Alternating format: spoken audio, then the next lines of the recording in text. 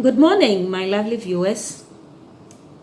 I bring to you this short video looking at the current era we find ourselves in. We are in the pandemic of COVID-19 or coronavirus infection. When we talk about pandemic, it is an infection that has crossed boundaries, has crossed oceans, which means it's present in almost every continent of the world. This makes it very pertinent for all of us to be cautious and careful that we don't contract this virus. WHO, that is the World Health Organization, has come out with various modalities and various interventions to stop the spread of the coronavirus. The infection started somewhere in October 2019 in China, precisely in a territory called Wuhan. It has roamed across the world and finally it is here with us in Ghana. There are a few things that we need to ponder over and to pay attention to. The President of the Republic of Ghana has come up with various modalities, treatment modes and management in containing the spread of the coronavirus as well as in stopping the spread. He can't do it alone by himself. That's why he keeps coming to us, expecting and hoping that we will tow along the various modalities the nation is going now. Various measures are in place to contain and control the spread of the virus. We have come across various terms the president has used. Various news stations has given us various other meanings and different terms. Some of these terminologies we are not used to, especially quarantine, lockdown, and the others. And I want us to go over these points, expatiate on them, and see how best they are applicable to each and every one of us. Because each of us has a role to play in this matter. The very first one is the quarantine. What are we looking at when we are quarantining? People that has been exposed or people that are living with the infection, that is COVID-19, are separated from the main people they are living with and usually from their community.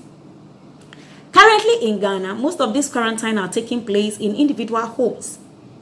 Like you are a man who have his own house or a woman who have your own house and you live alone. Unfortunately, you have contracted the virus. It is usually advised that you stay indoors. If there are any things you need, you call family and friends to help.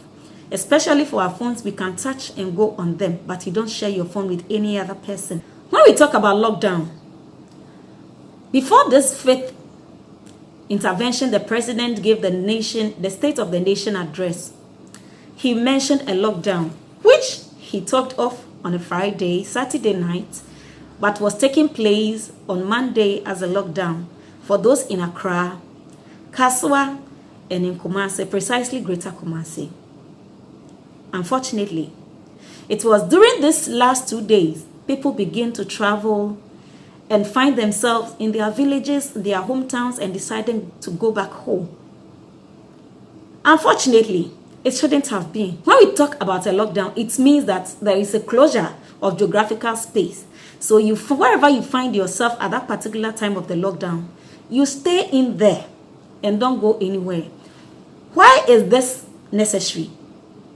It is assumed that since Accra is the epicenter, likewise Kumasi and the other places, there is a chance of infecting the others we are going to. Because you stand a higher chance of have come into contact with somebody who have already been exposed. Therefore, it is very necessary that you stay within your geographical space as when the lockdown takes effect. The other thing we have been proud to, frequent hand washing. Washing our hands frequently with soap and water, as and when it's feasible or it's available. This is one of the means by which we get rid of anything that might come into contact with our hands. So as much as we can reduce the spread of the infection. More again, if hand washing equipment are not available, you can use any hand sanitizer that is alcohol based. And the alcohol based sanitizer, we expect to be at least 60% of alcohol in the hand sanitizer. Because we have learned that the virus is likely to die in the presence of alcohol. The use of mask, like I have put on this morning in talking to you, my dear brethren, Not because I'm going to infect you through the camera, but that we are all learning to use it and use it more comfortably and more efficiently. You wear it in such a way that it covers your whole face and the sides are also well closed. Then it's likely you will not bring out your droplet to infect another person. Neither are you coming into contact with another person's droplets. The mask becomes a barrier. As often as we are doing these measures, it is also pertinent that we stop touching men. When we talk about men, I don't mean the species man, but I mean your mouth, your eyes, and your nostrils. As much as you can, avoid it. If you need to do, get a tissue, clean whatever you need to do, and discard the tissue immediately. The use of appropriate protective equipment. It's very important for health workers. So when you go to the hospital and see any health person in the personal protective clothing, they are protecting themselves as well as protecting you. Let's maintain these simple measures. Go by them and stop moving, that the virus will stop moving. The virus has no legs. We move it. Let's stay at home. Let's stay safe. God bless you.